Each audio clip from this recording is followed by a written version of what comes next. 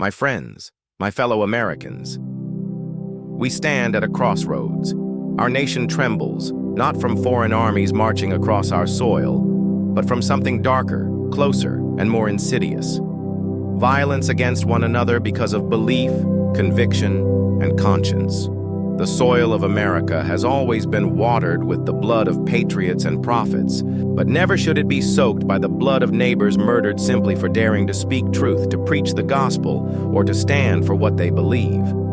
This is not politics as usual. This is not disagreement. This is not the free exchange of ideas our founders envisioned. This is terror dressed in red, white, and blue. And I tell you today, with every ounce of strength in my bones, there is no place in this great nation for such atrocities. We were warned. The ancients told us. The scriptures told us. And history has told us again and again that violence is not random. It is the natural offspring of corrupted hearts and corrupted power. Hear this warning. No constitution can survive leaders who crave domination more than virtue. Think about that. Our Constitution, this brilliant framework designed to outlive kings and tyrants, is not indestructible. It can be eroded not by bombs, not by enemies abroad, but by the selfish hunger of leaders at home who value control more than character. When power matters more than principle, the mob replaces the ballot. The knife replaces the debate. The grave replaces the pulpit. Let us not deceive ourselves into thinking this is new. The philosopher reminds us, the names change, but the pattern remains. Power's corruption is timeless. Rome knew it. Jerusalem knew it. Every empire that thought itself invincible eventually learned the same lesson. When citizens cannot speak without fear, when people of faith cannot worship without risk, when dissent is answered with death, liberty has already been betrayed. And we now teeter on that same precipice. We boast of justice written into law, but the law is not alive unless it breathes through the conscience of the people. Justice, though written in law, must be practiced in hearts, and when hearts are corrupted, laws are too. What good is parchment when hatred rules the soul? What good are judges when prejudice blinds the eye? What good is a jury when intimidation silences truth? We cannot legislate morality into existence. We must cultivate it in the human heart. Without hearts of justice, no legal system can protect us from violence. Let me say this clearly. No man or woman should ever be killed for standing on their beliefs and spreading the gospel. We are a land built on freedom of speech and freedom of faith. If the pulpit becomes a death sentence, if the public square becomes a killing field, then America has ceased to be America. We do not have to agree with every preacher, politician, or prophet. But the moment we accept that murder is an acceptable answer to a message we dislike, we have surrendered not only our safety, but our very identity as a free people. We must be honest with ourselves. We are drifting. We are off course. We have traded the compass of truth for the map of convenience. We live in an age where hatred spreads faster than reason, where rage fuels algorithms, and where the loudest voices are often the most violent. But violence is not strength.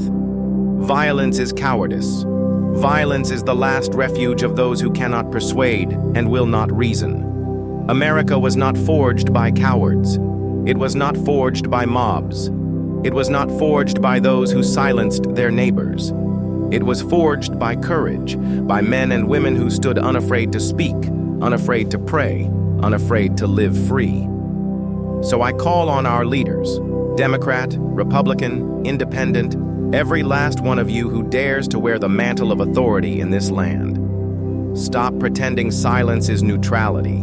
Stop bowing to the mob. Stop allowing violence to become the language of politics. Condemn it with one voice. Prosecute it with one law.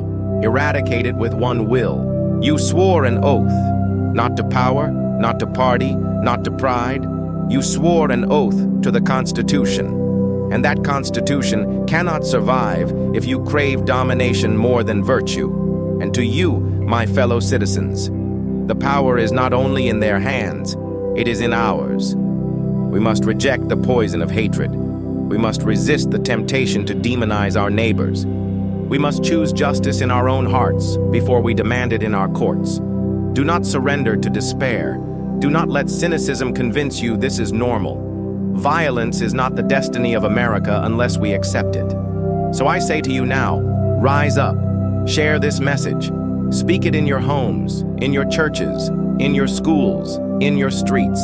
Tell your children that freedom is worth protecting. Tell your neighbors that disagreement is not enmity. Tell your leaders that their silence is betrayal. Let every act of violence be met with louder cries for peace. Let every attempt to silence be met with stronger voices of truth. Let every life lost to hatred be honored by lives lived in courage. America is more than politics. America is more than violence. America is a covenant, a promise that liberty and faith can thrive side by side. But that covenant lives or dies with us. So hear me, America. No constitution can survive leaders who crave domination more than virtue. The names change, but the pattern remains. Power's corruption is timeless. Justice, though written in law, must be practiced in hearts. And when hearts are corrupted, laws are too. This is the hour. This is the moment.